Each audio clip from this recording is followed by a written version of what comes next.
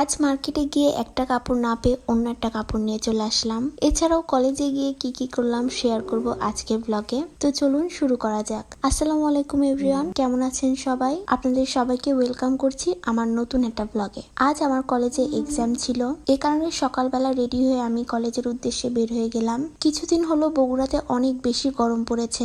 এই গরমের কারণে বাইরে কোথাও যেতে ইচ্ছা করে না। যেহেতু আমার পরীক্ষা আছে, বাইরে যেতেই হবে, এই কারণে আমি আজ বাইরে গিয়েছিলাম।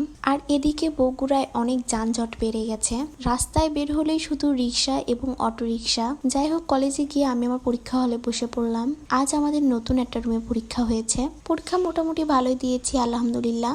আমার লেখা একটু তাড়াতাড়ি শেষ হয়েছিল, এই কারণে আমি খাতা জমা দিয়ে আগেই বের হয়ে গিয়েছিলাম। আমাদের কলেজ এরিয়াটা অনেক বড়। কলেজের এই পাশে ফাঁকা মাঠের মতো একটি জায়গা রয়েছে, যেখানে সব সময় অনেক স্টুডেন্ট একসাথে ক্রিকেট খেলে। পরীক্ষা শেষে আমি কলেজের পেছন সাইডে গিয়ে ফুচকা খেয়েছিলাম। এরপর একটি রিক্সা ধরে আমি মার্কেটের দিকে যাচ্ছিলাম। এখন যেহেতু অনেক গরম, এ কারণে প্রতিদিন বের হওয়া সম্ভব হয় না, যার কারণে পরীক্ষা শেষ করে আমি কিছু কেনাকাটার উদ্দেশ্যে মার্কেটের দিকে যাচ্ছিলাম। আমাদের কলেজের এই গেটে অনেকগুলো খাবারের দোকান বসে। প্রতিটা দোকানে অনেক রকমের মজার মজার সব আইটেম পাওয়া যায়। এখানকার বেশিরভাগ দোকানগুলো কলেজের স্টুডেন্টরাই পরিচালনা করে থাকে। আমাদের কলেজের ঠিক অপোজিটেই রয়েছে বগুড়া করতোয়া মাল্টিমিডিয়া স্কুল। বগুড়া শহরের মধ্যে এই স্কুলটাও কিন্তু অনেক নাম করা। আসলে আমাদের বগুড়া শহরের সব স্কুলেই অনেক ভালো ভালো স্টুডেন্ট পড়াশোনা করে। পড়াশোনা এমনকি সব দিক থেকেই বগুড়া শহর অনেক এগিয়ে আছে। আপনারা নিশ্চয়ই জানেন বগুড়া শহর খুব রিসেন্টলি সিটি কর্পোরেশন ঘোষণা করা হয়েছে।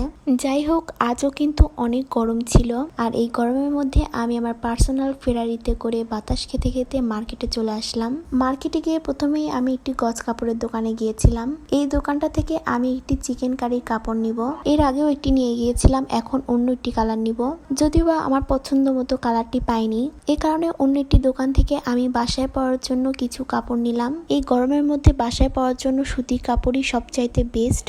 আমি এই দুটো কাপড়ই নিয়েছি। এরপর আমি একটি বিছানা চাদর দেখছিলাম। এই চাদরটা কিন্তু অনেক সুন্দর। মার্কেটের সব কাজ শেষ করে আমি আমার বাসার দিকে রওনা হলাম। দিন দিন গরমটা কিন্তু অনেক বেড়ে যাচ্ছে। রিক্সায় উঠলে কিছুটা বাতাস পাওয়া যায়, কিন্তু পরে আবার অনেক গরম লাগে। মার্কেট থেকে আমার বাসার দূরত্ব মাত্র 10 মিনিট। মার্কেট থেকে আমার বাসায় যাওয়ার সময় একটি বড় জায়গা জুড়ে ফসল গবেষণা কেন্দ্র রয়েছে।